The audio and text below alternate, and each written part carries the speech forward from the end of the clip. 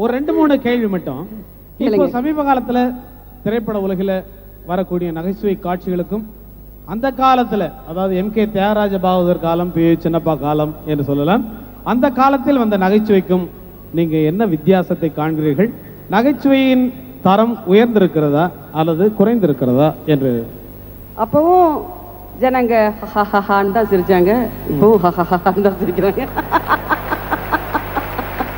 அப்புறம் சந்திரபாபு அவர்கள் உடன் நீங்கள் நடித்திருக்கிறீர்கள். ஆமா. அவர்களை பற்றி உங்களது கருத்து என்ன? சந்திரபாபு அவர்களோட நான் நடிச்ச அனுபவம் இருக்கு.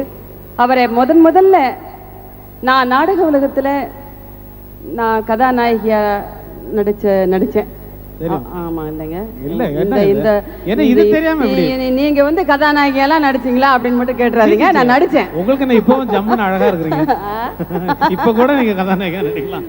அப்படி நான் நடிச்சிட்டு இருக்கும்போது அவருடைய நடிப்பு எனக்கு ரொம்ப பிடிக்கும். அவரோட ஒரு படத்துலயாவது நம்ம நடிச்சிட மாட்டோமான்னு நான் ஆரம்பத்துல நினைச்சிட்டு இருந்தேன். அந்த சமயத்துல அவர் வந்து நம்ம காமெடியா தானே நடிக்கிறோம், நாடகத்துலலாம் ஹீரோயின் நடிச்சா கூட சினிமாவில் காமெடியா நடிக்கும்போது அப்பா சந்திரபாபுவோட நடிச்சிடலாம் அப்படின்ட்டு ஆசையா இருந்தேன்.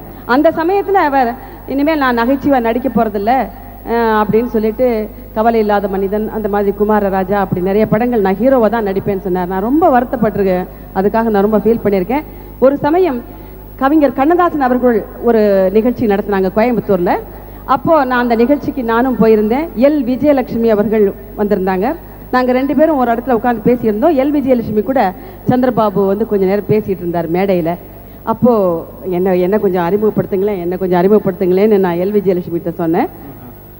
இவங்க வந்து மனோரமான ஆர்டிஸ்ட், இவங்க மாலையிட்டவங்க இங்கே ஒரு படத்தில் நடிச்சிட்டு இருக்காங்க அப்படின்னு சொன்னாங்க. நான் வந்து வணக்கம் அப்படின்னு, ஹாய் ஹலோ அப்படின்னு சொல்லிட்டு திருப்பி அந்த அம்மாக்கிட்டே பேச ஆரம்பிச்சிட்டாரு. எனக்கு நான் கொஞ்ச நேரம் அப்படியே பார்த்தேன், ஐயோ என்கிட்ட கொஞ்சம் பேசுங்களேன் அப்படின்னு நான் ஒரு மாதிரி பிச்சை எடுக்கிற மாதிரி நான் கேட்டேன். அவர் அப்படியே என்னை பார்த்துட்டு ஓடியே போயிட்டாரு. அதுக்கப்புறம் நான் போலீஸ்காரன் மகள் படத்துல அவரோட சேர்ந்து ஆக்ட் பண்ணும்போது அவருடைய நண்பர்கள்ட்ட எல்லாம் சொல்லுவாரு, இந்த பொண்ணு பத்தியாடா ஒரு காலத்துல என்னகிட்ட கொஞ்சம் பேசுங்கன்னு சொன்னா இப்ப என்ன போடுறா பாரு அப்படின்னு சொன்னாரு.